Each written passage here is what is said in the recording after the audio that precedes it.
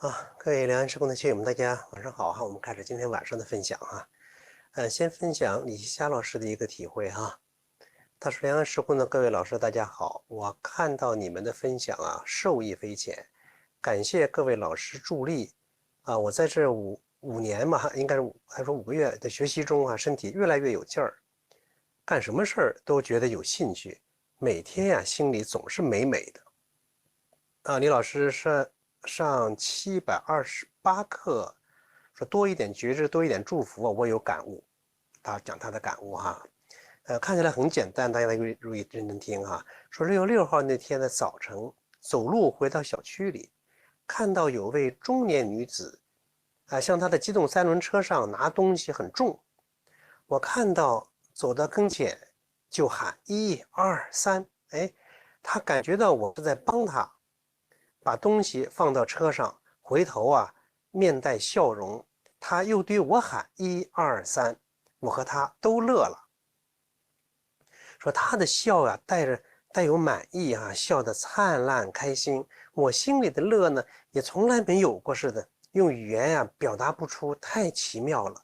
以后想起来的时候心里还是甜甜的、淡淡的喜悦感，就是给人一句开心的这样一句鼓励的话1、2、3，他就对方也高兴，自己也很高兴，对方也这样说，这是第一个体会第二个说端午节那天有个孩子从外地回来的迟，我怕惊醒了他，开门出门去，出门的时候都轻轻的把门关上，关上门呢才想起来没有拿钥匙，我也不急不躁，还一个劲儿的笑自己。想敲门呢，又怕醒，又怕把孩子弄醒了可能是后来借路人的手机打电话给另外一个孩子送来钥匙，还是在笑自己，就是不停的还是在笑自己。你看，就是遇到什么事他都是很快乐的，很乐观的那个乐的那种状态有静有乐有慈悲乐，说这一天笑的干活都不累，就是遇到什么事他都是很开心的我还烧了端午佳节的全家人的饭，精神状态很好，这就是我在良安时空学习的效果感谢李老师。大家听起来就好像很小的一点小事儿，别人做事儿的时候看到他很重，给他帮忙，给他喊几嗓子，1、2、3，给他鼓励，给他加油。自己的遇到事儿之后忘了拿钥匙，很乐，没有什么的，没有我怎么没拿钥匙呀？这孩子怎么回来这么晚他没有任何的对外的埋怨，就是什么呢？很开心，很愉悦开心愉悦。我觉得这种修炼大家说，如果是真能修到这样一种程度，那真的是非常非常好的状态，非常非常好的状态。就随时随地鼓励别人，他都是善念，随时随地保持喜悦之心，喜悦悦乐为心之本体那个心本来那个状态就展现出来了。你看这2件事情都可以看出来，它表现出一种什么状态？一种天真的状态。天的那个很真很纯的，很自然的这样一种感觉，这样一种状态，看起来好像是傻傻的，但有的时候就大智若愚，就应该是这样的，乐观对待一切。那我今天我们要讲这个内容说在意识的洪流中一直讲这个问题要给它植入正念导航。那今天讲的是什么呢？说话。一说到说话，我想大家都会有这种感受你看有的人一说话，特别是骂人的时候、吵架的时候，那个嘴都不停的，别人想插进去一句话，你插不进去的。遇到什么事他随口而出，像别人讲像机关枪一样，像什么倾泻出去。大家讲是不是见没见过这样的人特别是跟你吵架的时候，跟你讲理的时候，他都让你没话可说的那种感觉，就让你插不进去话，他像个瀑布一样下去了。那今天就要讲这个内容，就是在语言这个瀑布之中，你要植入正念导航。讲什么呢？在语言瀑布之中给它置一个缓冲带，一个缓冲带，这是什么意思？大家注意听你看我们平常一说话，别人一说马上反应说话，有的时候你要问自己，这好像是我说话吗？有时候自己说出去的话，你想呀，我怎么那么说呢？很多人有这种，也有跟我分享过，说完这句话是，哎呀，想，哎呀，当时怎么那么说？当时怎么那么说？当时你说了呀，那为什么那么说？谁在说话呢？那个时候，那按理说你后来说，哎呀，我当时怎么那么说？那当时说话的那个人，可能就不是你现在这个我，是另外一个我。是一个没有觉知的那个我，大家想是不是这样？也可以说，当时在说这个话的时候，不是你在说，而是谁在说呢？而是那个习气在说。大家想一想，是不是这样？说冲动是魔鬼，在冲动之前说那个话，要冲动了，在说话之前，那谁在说？你不是那个人在说，而是那个魔鬼在说。冲动是魔鬼的这个魔鬼，他在说话，大家觉得是不是这个道理？所以你就要问自己，哟，我要说这个话，刚一冲动要说什么话，马上这个语言这个瀑布要出来之前，这是我在说还是习气在说呢？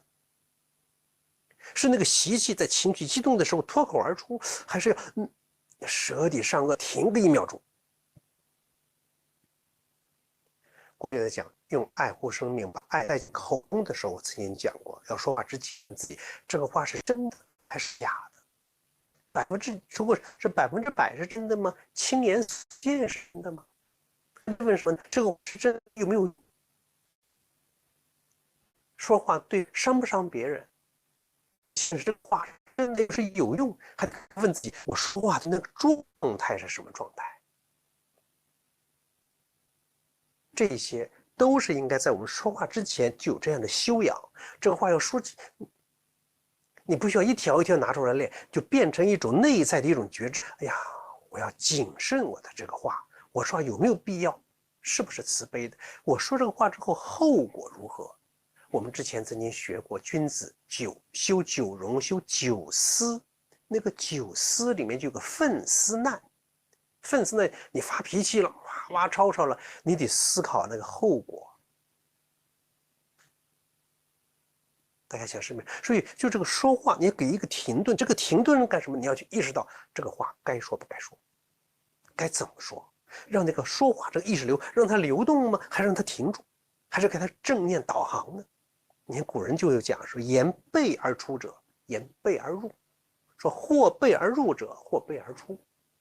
它意思什么意思呀？你骂别人，你说几句脏话，吵吵出去了，你用脏话对别人，恶言恶语对别人，言背而出，必言背而入。别人也会同样以这样的话来对待你。说或背而入者，必背而出，亦背而出什么意思？你得到的东西，外门邪道得来的，你也会怎么样？同样的方式出去。我们讲这个言语哈，所以呢，你要去慎思，要在语言的瀑布中，要通过修养，能够建立什么呢？建立一个缓冲地带。就好像战争要爆发，两个战争中间是缓冲带。有这个缓冲带之后呢，就避免了什么呢？习惯这个瀑布过来就去伤人的言语瀑布，哗过去要伤，缓冲带避免了习惯性的伤人。我觉得这是每一个人都是应该修的，特别在家里面。越是在家里面啊，越是会建立起一种习惯性的言语模式。夫妻俩之间也好，对父母对孩子也特别会容易这样，所以一定要建立一个缓冲带，避免习惯性的伤人，或者避免惯性伤人。其实这很早之前，比如《琅琊王氏》上千年之前，家训里面就有这样一条，叫言一慢，心一善。就说话要慢，这个慢就给你什么？给你思考的空间，思考的时间。当然，它的慢还有很多别的意思了。就我们在这讲，要慢，给自己，给那个语言那个意识啊，给他那个瀑布，语言瀑布，给他一个什么缓冲，别下那么快。只要你这样去修，你真的能感觉到身上那个气，你控制了。你平常一说话，说出去之后，你不知不觉你那个气是乱的，气是往上扬的。哎呀，你就知道我身上有这么多气，平常我是不知不觉的，我是没控制住的。哟，我一觉知，哎呀，我得管住我自己，我得自控啊，不然的话，刚才这团气出去了，伤了对方，反过来也会伤我，造成的后果可能会非常严重。说出去的话，泼出去的水，我说出去它就回不来了。我说清楚意思没有啊？所以在语言瀑布中，大家记住这句话，在语言瀑布真的有时候像瀑布一样，建立一个缓冲带，给他一个正念导航。正念导航，言一慢，心一善，那就是这个话说出去，我至少是我不能伤人，甚至我还要去养人。就像刚才李希霞老师讲的，你看到人，哎，一二三，给他鼓劲儿，哎，看什么都是很笑的说话，哎，这种感觉，给人以美好的、和谐的、有生机活力的这样的言语。大家注意，你真要这样去做了呀，那个它的改变可不单单是在嘴上。我们平常经常讲会逆天改命，那琅琊王氏啊，那出了很多很优秀的人物，那他生出来命就是那样吗？那也不一定，他可能就是因为家训，他把他怎么样逆天改命。其实讲什么叫逆天呢？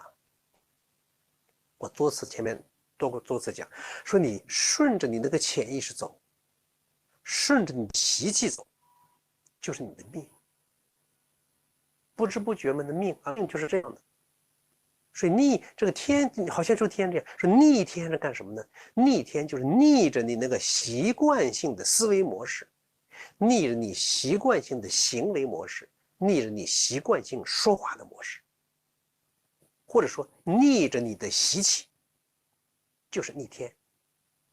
你只要能逆着自己的习气走，反者道之动嘛，正常的好像都是这样，我就要逆着它。每个人都是这样说话的，都是这样反应的，那我就不是这样。就好像大概都是这样，天也就是这样，我就逆天改命，逆着天就是逆你的潜意识流，逆你那个惯性意识流，逆你那个习气之流。我一逆，哦，我逆了他，本来今天要吵架，我就不吵了。本来今天生气，我不生气了。本来今天这个事儿怎么做乱，现在做好了，你不就改了吗？命运就是这样的吗？逆天就能改了那个命？我说就是命运这个运啊，它是运动的，运气它就一定是运动的。运动就是什么？就是可以改变的，可以调整的。你可以给它导航的，本来往这个方向走，哎，给它正念导航，它就往这个方向走了。像开车一样，你导航往，哎，你跟着正确的导航走，你就不会错了。你本来你不知道该怎么走，你导航哦，那给什么样的导航呢？正念导航，正念导航。所以这个真的是非常非常重要的，非常重要。举个很简单的，你比方平时啊，很多人经常会这样说，遇到一点什么，哎呀，烦死了，烦死了，说烦死了啊，气死了，烦死了。或者是什么，遇到说，哎呀，这我不行，哎呀，这我不行，我不行。当你说烦死了，说我不行的时候，你是没有经过深思熟虑的，没有觉知的，就随着那个意识流啊，遇到什么是烦死了，你说我不行，大家看是不是这样？绝大多数情况是这样。好了，那么你要给他意识，给他这样的意识一个缓冲地带，完了之后植入正念导航，你可以怎么样做呢？比方说烦死了，烦死了，哎呀，不说这个烦死，这个事儿可能很乱。可能很多，可能你不太容易完成，你可以告诉，哟，不是烦死了，告诉自己，接受这个事实叫什么呀？此刻是有挑战的，此刻这个事儿是有挑战的，是有挑战，我可以去做它呀，不能说，哎呀，我不行，我不行，我不行，我不好了，那你就接着就不行，你说我不行，我就不去动了吗？好，不说，给一个缓冲，可以告诉自己什么呢？哎呀。我可以学习，我正在学习，我正在努力。哎，你说烦死了，说哟，这是有点挑战。两个吧，两种意识状态。你烦死了，烦死了，是怨恨恼怒烦出来了，导航到怨恨恼怒烦这去了。一说，这个有点挑战，哎，导向于什么？我积极的去解决问题之上来了。我不行，我不行，你导向什么？你就是不行，导向那个方向去了，那是无觉知的。现在我有意识了，这种正念导航呀，我正在学习，我可以学习的，学习之后我就能行，我就能克服这个问题。我表达清楚意思，我只是举两个很简单这样的例子哈，说你有觉知者，那个说话语言体系，它就会变得不一样了。真的，有的人在生活中啊，天天都是负面的，哎呀，这个也不行，那个也不好，什么什么什么都是不好。好了，你这个不好，天天染在自己身上，不单单染自己身上，也染给自己的孩子身上、家人身上。有的人呢，从来都是积极的，就是阳光的，那就不一样，他的生活就不一样。自己的状态不一样，周围人的状态也会跟着不一样。我说你烦死了，哎呀，烦死了，烦死了，烦死了！哎呦，烦的什么？这个事你没有你好像觉得你做不了它，你理不清它，完不成它。你告诉，哎呦，这个事儿是比较难，是有点什么，有点挑战。有点挑战，你心里面我要去克服它，而不是我不行，烦死你，我不行，我不想解决嘛，那就是我不行嘛。怎么我可以学习，或者我正在学习。我正在学，我可以想办法。我表达清楚意思没有啊？这是讲一个方面。两个人家人说话之间那种意识流，一吵架就是骂呀，就是讽刺啦，就是挖苦等等的，这些就很多了，就太多了。所以这些你都要设置一个缓冲地带，一缓冲，给一个空的空间，缓冲是空的，是空。一到那个习惯性在空中，你停住了，停住之后，给它植入正念的导航，正念导航。所以今天跟大家分享这个内容啊，其实并不多哈，其实就很简单，就在我们语言瀑布之中设一个缓冲地带，植入正念导航。但是虽然很简单，但是我觉得又是对每个人来说都是可以用得上的。前面曾经讲过，把爱带进口中那个，他愿意听可以回去听一下，你怎么样去对待自己的讲话。这儿主要讲就是你想脱口而出一句话，想怼别人，别人说什么啊，你想要去就这种感觉啊，缓冲地带，等一下，缓缓再说，等等再说，你不要随口就这么说出去了。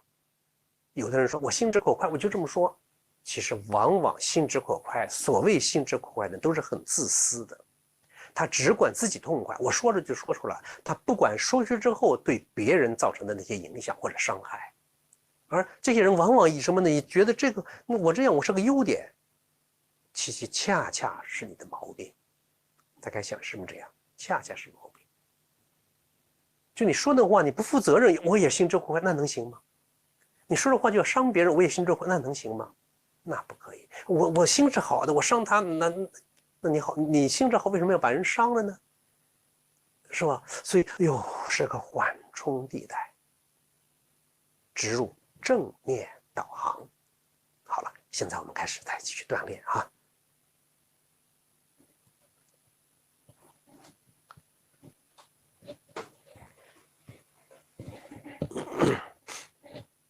好，安静，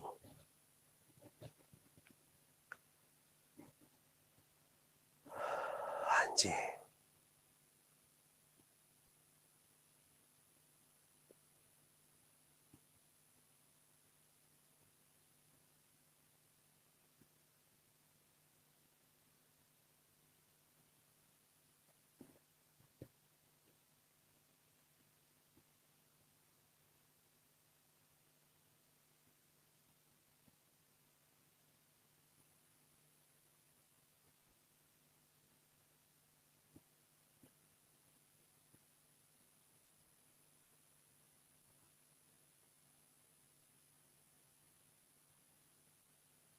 安静，就是以安静。比方你开始你没锻炼之前，你的意识向外的，身体是一个向外的这种意识流，一关注，一闭眼睛，头脑里一下变化了，全是那个能量，那个气儿一下子收敛了。我相信这个大概一定能有体会，一下子变了，也可以这个时候你也在什么逆天改命，逆了那个向外的那种趋势，要往回。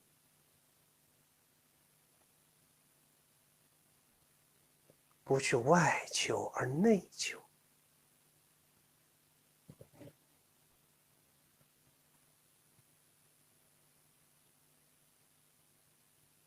敞开心胸，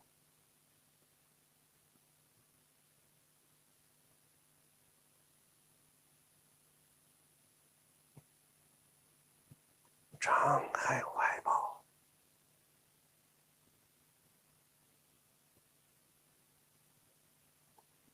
手向上拉起，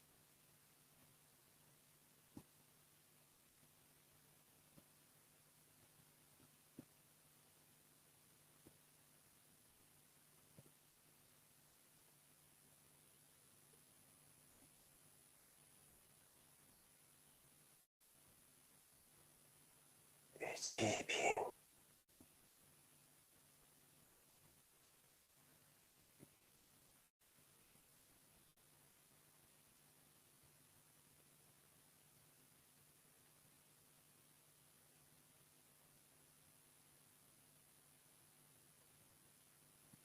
无限虚空，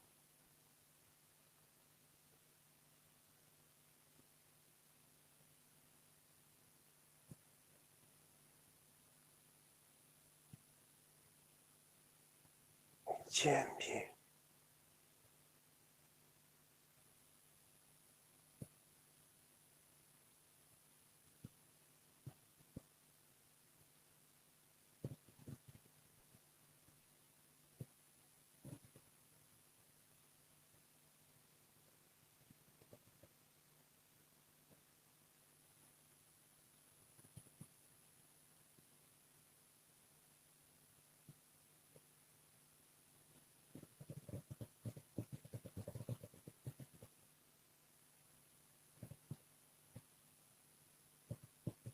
到头顶，上风，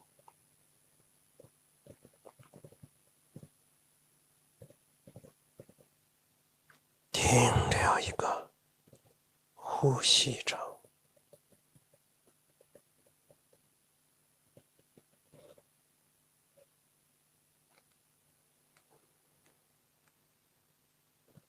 慢慢下，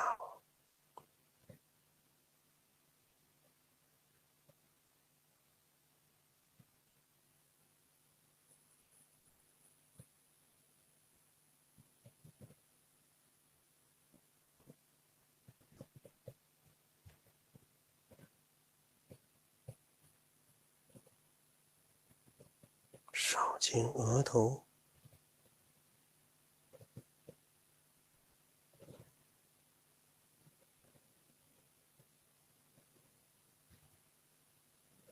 面部，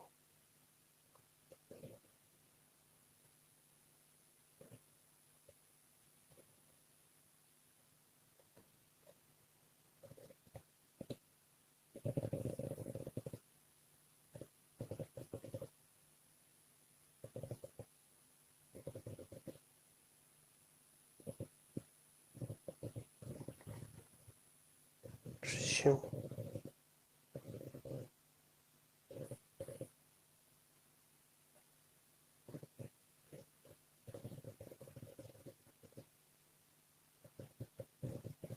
指腹，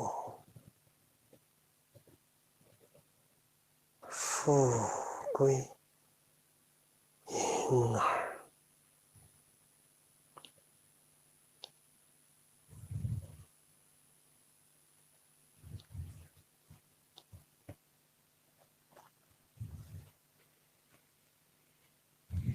两手敷于足面，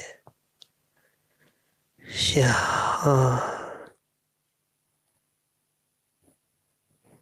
上提，下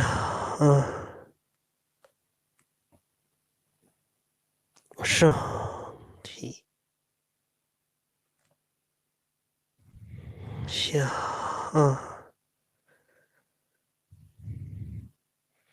上上提转掌，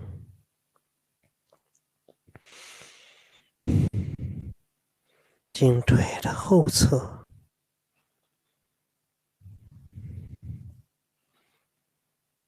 向上。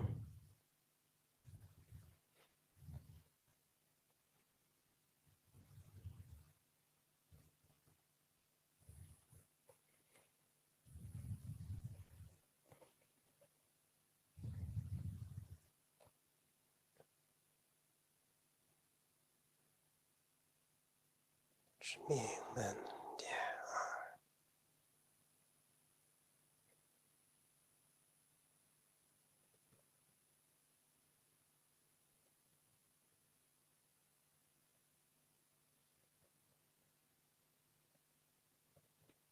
2，手向前，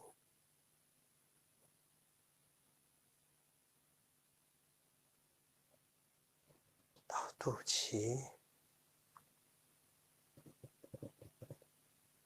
点2，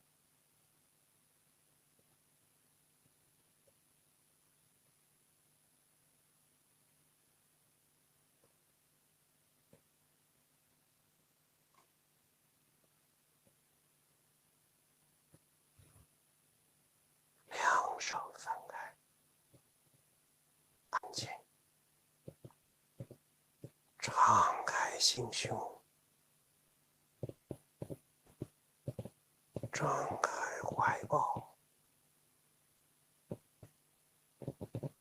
开放到无限虚空。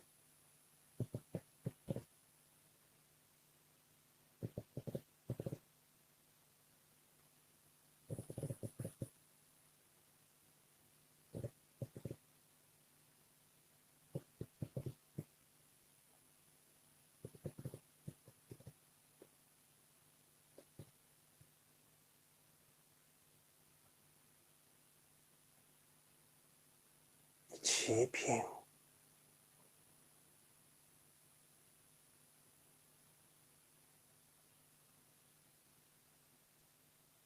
肩平，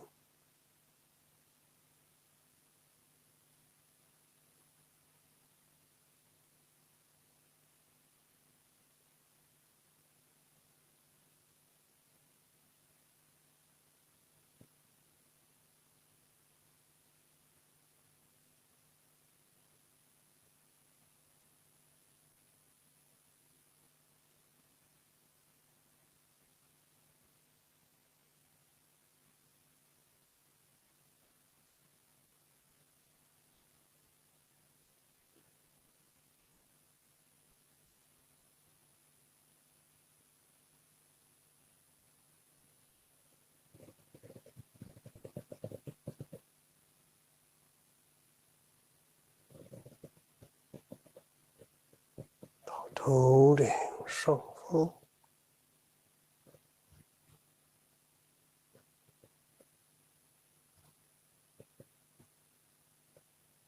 停留一个呼吸中。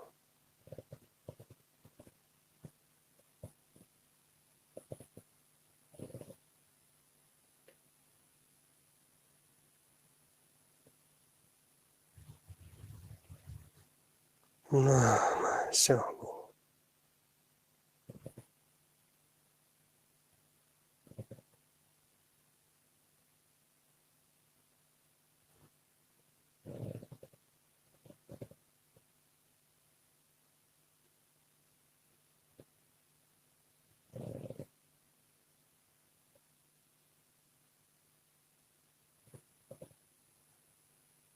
颈额头、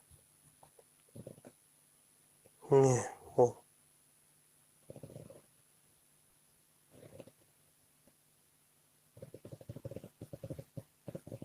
胸、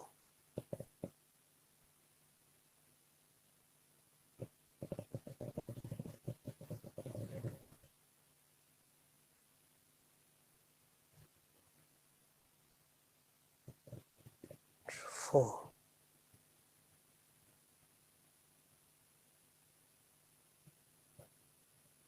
小腹、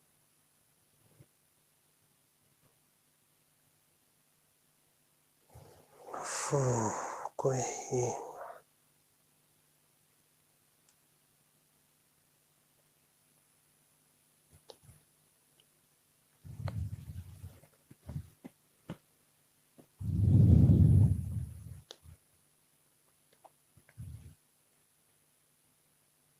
两手敷于足面，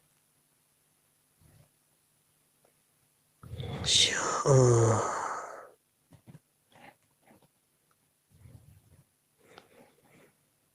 双提，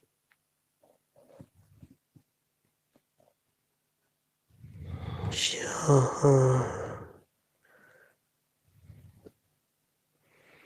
双提，向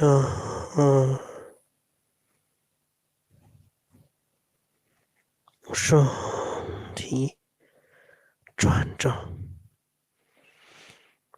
颈腿的后侧向上。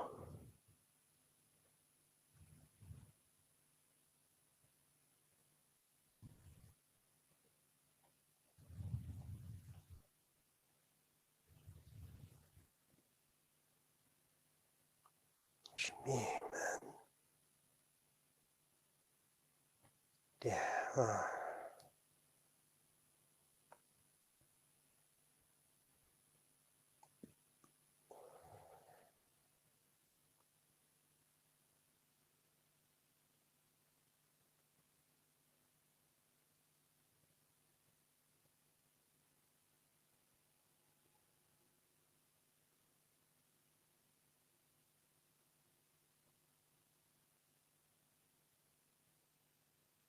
手向前，慢慢拉开，到肚脐，点2，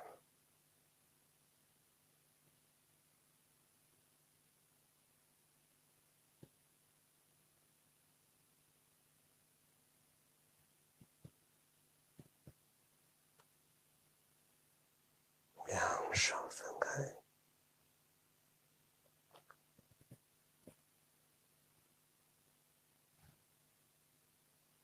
脚分开成后8字。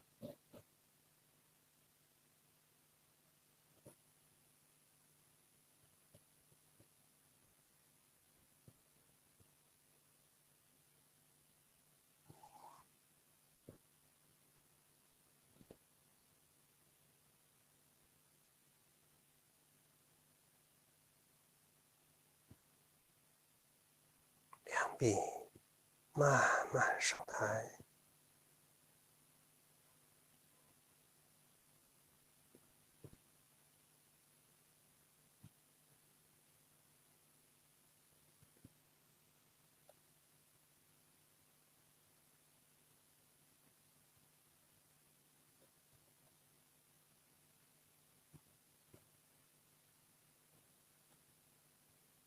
身体微下蹲，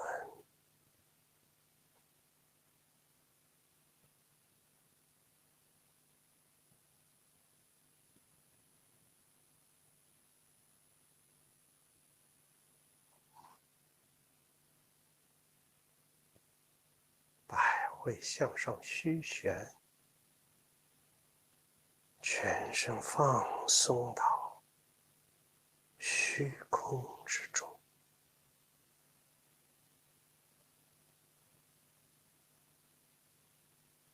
定在这儿，一动不动。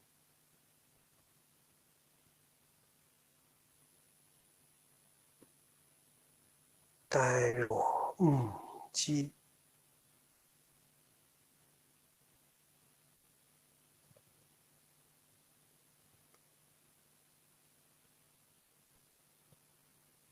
唯有呼吸，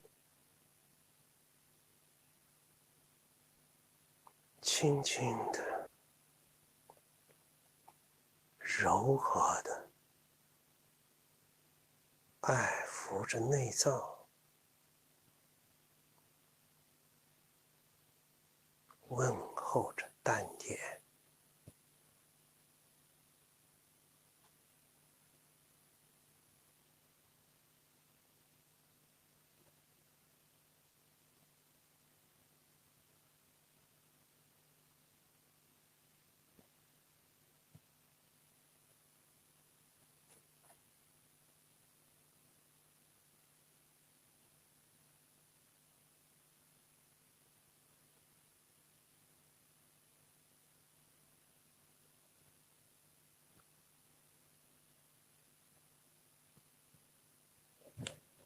没有呼吸，爱抚着内脏，轻轻地问候着丹田。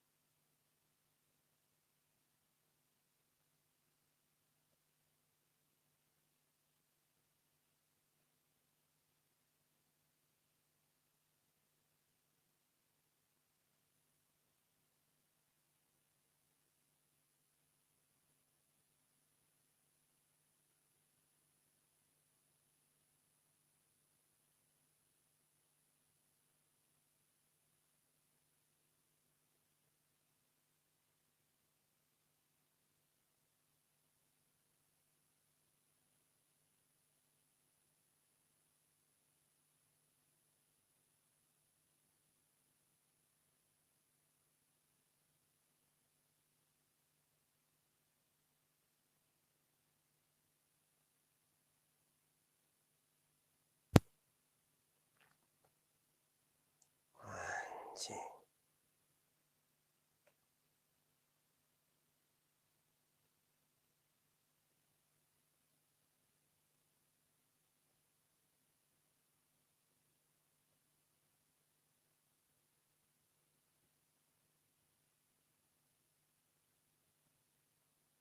百会上领，身体慢慢直起。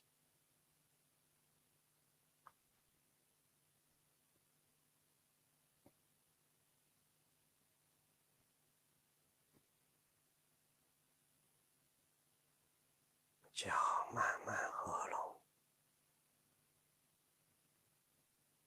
手缓缓落至肚脐，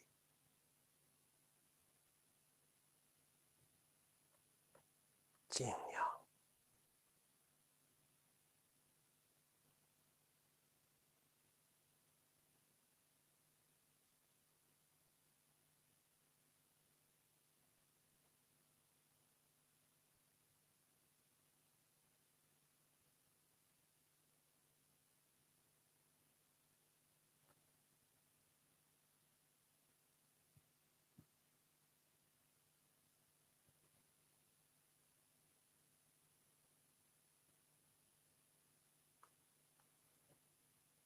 大家静坐静养。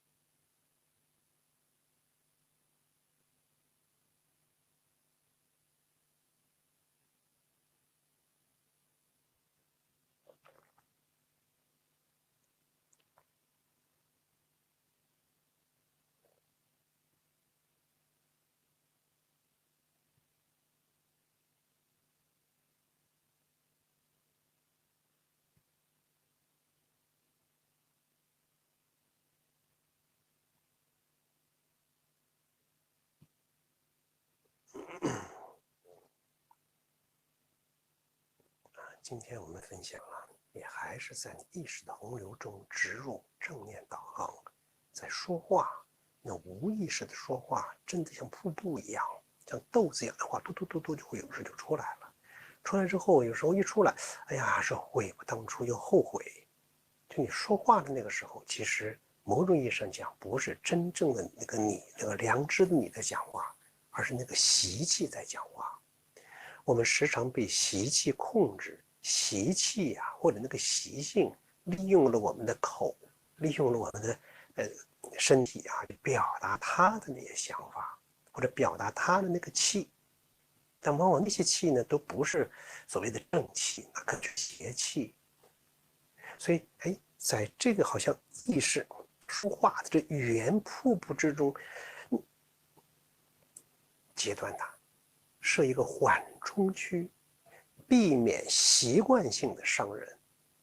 很多时候，语言习惯性的家里面就会，有时候自己伤人都不知道，因为他已经习惯了，觉得这样的伤人说话是很正常的，就不知不觉的就把人伤了，自己好像还很委屈一样。